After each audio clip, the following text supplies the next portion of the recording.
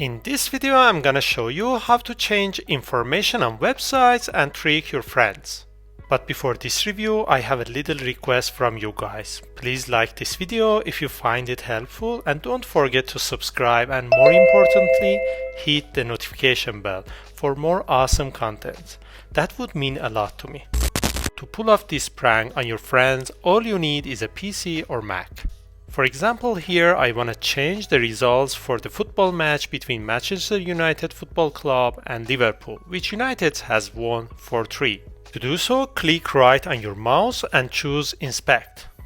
Tap on three dots and move the dog to the right. Now tap on this icon to enable editing. Now click on any part of the website you want to change. For example, I am a fan of Liverpool and I don't like Manchester United. I'm gonna change the result to 13-4.